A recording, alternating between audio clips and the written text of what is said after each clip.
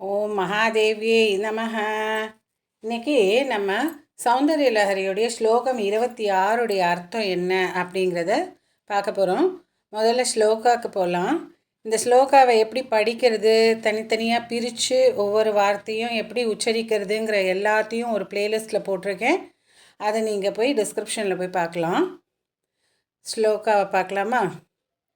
விரிஞ்சி பஞ்சத்வம் व्रजति हरिराप्नोति विरतिं विनाशं कीनाशो भजति धनदो याति निधनं विदन्त्री माहेन्द्री विदतिरपि सम्मीलितदृशा महासंहारेऽस्मिन् विहरति सति त्वत्पदिरसौ.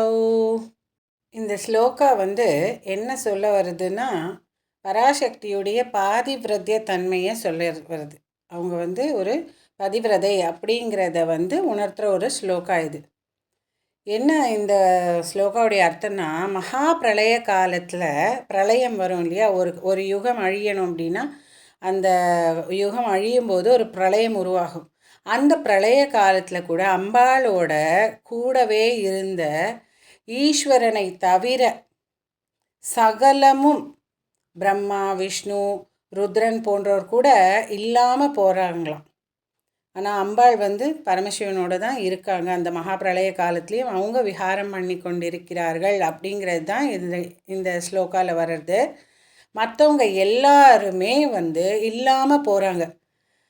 பிரம்மா அழிஞ்சிறார், விஷ்ணு அப்படியே ஒன்றுமே பண்ணாமல் ஸ்தம்பித்து சிலையாக நிற்கிறார். எல்லாருக்கும் விநாசத்தை கொடுக்கறது யார்? யமன். அந்த யமன் கூட நாசமடைகிறார். இந்த கீநாசன் அப்படிங்கிறது யமனோட ஒரு பேர் தான். ஸோ அவரும் நாசமடைகிறார். ஸோ செல்வத்துக்கு எல்லாம் அதிபதியான குபேரன் கூட அந்த செல்வத்தால் ஒரு பிரயோஜனமும் இல்லாமல் அழிஞ்சு போகிறார். கொரோனா வந்த டைமில் எவ்வளோ செல்வந்தர்களும் அந்த பணம் இருந்து கூட அந்த வியாதி அந்த ஆளை கொன்றுச்சு இல்லையா, அதே மாதிரி குபேரனுக்கு கூட அந்த செல்வத்தால் ஒரு பயனும் இல்லை அப்படிங்கிற மாதிரி இங்கே சொல்லப்படுது. தனதன் அப்படிங்கிறது குபேரனுக்கான ஒரு பெயர். ஒரு இந்திரன் இல்லாமல் பல இந்திர பட்டாளமே அழிவுக்குள்ளாகிறதாம். இந்திர பட்டாளம் அப்படின்னா என்னன்னு நம்ம யோசிப்போம்ல, ஒரு இந்திரன் தானே இருப்பார், அது எப்படி இந்திர பட்டாளம்னு சொல்கிறாங்க அப்படின்னு நம்ம யோசிப்போம். இந்த இந்திர பட்டாளம் அப்படிங்கிறது என்னென்னா, சிருஷ்டி ஆரம்பத்தில் இருந்து முதல்ல சிருஷ்டி ஆரம்பிக்கும் பொழுது அந்த டைமில் இருந்து மகா பிரளயம் வரைக்கும் நிறைய மன்வந்திரம் அப்படின்னு சொல்லி வந்திருக்கும். மன்வந்திரங்கள் அப்படின்ற மாதிரி வந்திருக்கும். அந்த ஒவ்வொரு மன்வந்திரத்திற்கும் ஒரு இந்திரன் இருப்பான். ஒவ்வொரு மன்வந்திரருக்கும் ஒரு இந்திரன் இருப்பான். அதனால தான் மாஹேந்திரி விததி அப்படின்னு சொல்லி சொல்கிறாங்க இந்த ஸ்லோகாவில். அது ஒவ்வொரு வேர்டாக எக்ஸ்பிளைன் பண்ணும்போது உங்களுக்கு அதை நான் சொல்லிடுறேன். அப்போது இந்த மாதிரி மும்மூர்த்திகள், தேவர்கள், முனிவர்கள் இவங்க கூட ஒரு மீளாத துயரில் மாட்டிக்கிட்டு முழிச்சிட்டு இருக்கும்பொழுது அந்த மகா பிரளய காலத்திலும் உன் பதி உன்னோடு விளையாடி கொண்டிருக்கிறான் அப்படின்னு சொல்லி ஆச்சாரியார் இங்கே சொல்கிறார். இந்த இடத்துல அம்பாளை குறிப்பிடும்போது சதி அப்படின்னு சொல்கிறாங்க. ஏன் சதி அப்படின்னு சொல்கிறாங்கன்னா, அன்னை பதிக்கு மரியாதை இல்லாத இடத்துல இருக்கக்கூடாது, அதே மாதிரி அந்த மதிக்காத பிறந்த வீடே தனக்கு வேண்டாம் அப்படின்னெல்லாம் சொல்லி தன்னுடைய உயிரையே மாய்ச்சிக்கிட்டது தான் தாக்ஷாயணி அவதாரத்தில் நம்ம பார்ப்போம் இல்லையா. திருவிளையாடலில் நம்ம தாக்ஷாயணியை பார்ப்போம். தக்ஷனுடைய மகளாக பிறந்து தாக்ஷாயணி உயிர் விடுறத நம்ம பார்ப்போம் இல்லையா. ஸோ அதனால தான் அந்த சதி அப்படின்னு அவங்களுக்கு பெயர். இவ பிரம்மசக்தி. அந்த சக்திக்கு அழிவுங்கிறது ஏது அப்படின்னு அந்த சக்தியுடைய மகிமையை இங்கே ஆச்சாரியார் சொல்கிறார். அழிவில்லாதவள் அவள் அப்படிங்கிறத இந்த ஸ்லோகத்தில் சொல்கிறாரு. இதில் ஒவ்வொரு வார்த்தைக்கான விளக்கம் என்ன அப்படிங்கிறத நம்ம பார்க்கலாமா? ஸ்லோகாடைய முதல் லைன் என்னென்னா, விரிஞ்சி பஞ்சத்வி விரஜதி ஹரிராப்னோதி விரதி அப்படின்னா, விரிஞ்சின்னா யார்? பிரம்மா.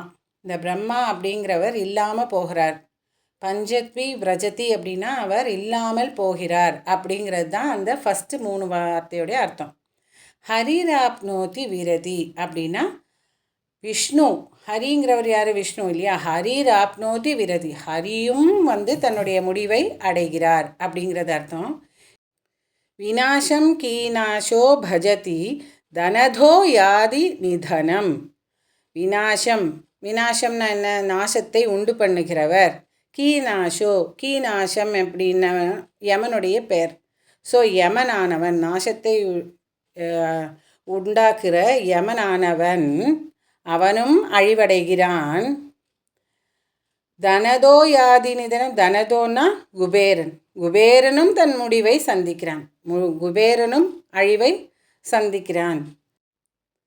விதந்திரி மாகேந்திரினா மற்ற தேவர்களுடன் செயல்படுகின்ற இந்திரன், மற்ற தேவர்களுடன் செயல்படுகின்ற அந்த இந்திரனானவன் தன்னுடைய சம்மீலித திருஷா, கண்களை மூடி செயலற்றவர்களாக இருக்கிறார்கள். அப்படின்னா என்ன? எல்லாமே அழியும் பொழுது யாராலையும் எந்த வேலையும் அவங்களுடைய வேலைகளை செய்ய முடியாத அளவுக்கு அவர்கள் செயலிழந்து போகிறார்கள், செயலற்றவர்கள் ஆகிறார்கள்.